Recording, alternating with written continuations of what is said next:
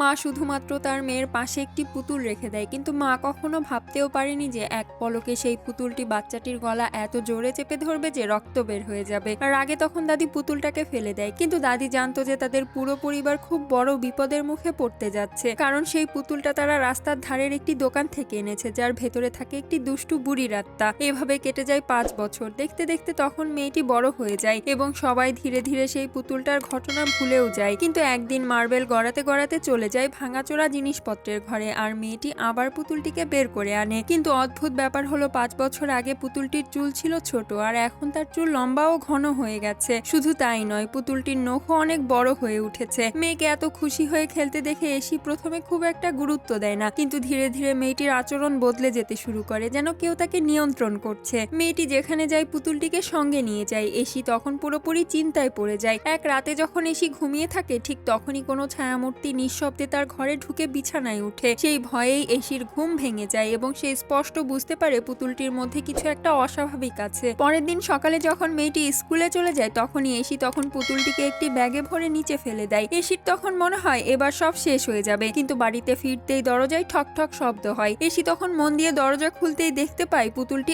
আবার ফিরে এসেছে। রাগের মাথায় এসি কিছু না ভেবেই পুতুলটাকে মারতে শুরু করে, কিন্তু কিছুক্ষণ পরে যখন এসি আবার তাকায়, তখন বুঝতে পারে যাকে এসি এতক্ষণ ধরে পিটিয়েছে সেটা তার নিজেরই মেয়ে। এটা দেখে এসির মাথা ঝিম ধরে যায়। তারপরে এসি বুঝতে পারে যে সবটা একটা দুঃস্বপ্ন ছিল, কিন্তু ঠিক পরের মুহূর্তেই আবার সেই একই ঠক ঠক শব্দ হয়। এসি তখন ভয়ে ছুটে বাইরে বেরিয়ে এসে দেখতে পায় পুতুলটি আবার দরজার সামনে রাখা। আসল ঘটনা হলো এসি বাড়ির আবর্জনা ঠিকভাবে আলাদা করেনি, তাই পরিচ্ছন্ন কর্মীরা পুতুলটিকে আবার দিয়ে যায়। নিচে তখন পরিচ্ছন্ন কর্মীদের আবর্জনা তুলতে দেখে এসি দৌড়ে গিয়ে পুতুলটিকে আবার তাদের দিকে দিয়ে আসে। এসির তখন মনে হয় এবার হয়তো পুতুলটা সত্যি দূরে চলে যাবে, কিন্তু কেবল 10 মিনিটও যায়নি, নিচ থেকে জোরে সাইরেনের শব্দ আসে। এসির মনে হয় কিছু একটা গড়বড় হয়েছে। এসি ছুটে নিচে নেমে দেখতে পায় আবর্জনার গাড়িটি নষ্ট হয়ে যায় এবং একজন পরিচ্ছন্ন কর্মীর পা মেশিনে আটকে যায়। এসি তখন এসব দেখে অবাক হয়ে দাঁড়িয়ে থাকে। ঠিক তখনই পেছন থেকে তার মেয়ে বেরিয়ে আসে এবং এবারও মেয়েটির হাতে সে একই পুতুল থাকে। মনে হচ্ছে পুতুলটি যেন তাদের পিছু ছাড়তেই চাইছে না। পরের দিন হঠাৎ এসির মেয়ে লুকোচুরি খেলতে শুরু করে। এসি মন শক্ত করে তাকে খুঁজতে থাকে। ঠিক তখনই ওয়াশিং মেশিনের ওপর ছোট ছোট হাতের ছাপ দেখা যায়। এসি কিছু বুঝে ওঠার আগেই তার মেয়ে মেশিনের পাশ থেকে পিছলে পড়ে যায়। সৌভাগ্যক্রমে মেয়েটার শুধু হালকা আঁচড় লাগে। এটা দেখে এসির স্বামী বলে এসির সবকিছুই ঠিক মনে হচ্ছে না, ওর একটা চেক আপ করানো উচিত। রিপোর্টে জানা যায় এসি গভীর মানসিক চাপে ভুগছে। স্বামী তখন বলে তাকে কয়েকদিন হাসপাতালেই থাকতে, কিন্তু এসির একটাই শর্ত যে পুতুলটাকে সঙ্গে সঙ্গে ফেলে দিতে হবে। এসির দৃঢ় বিশ্বাস যে যত অনর্থ হচ্ছে সবই সেই পুতুলটার কারণ। পরের ভিডিওটি দেখার জন্য প্লিজ সাবস্ক্রাইব।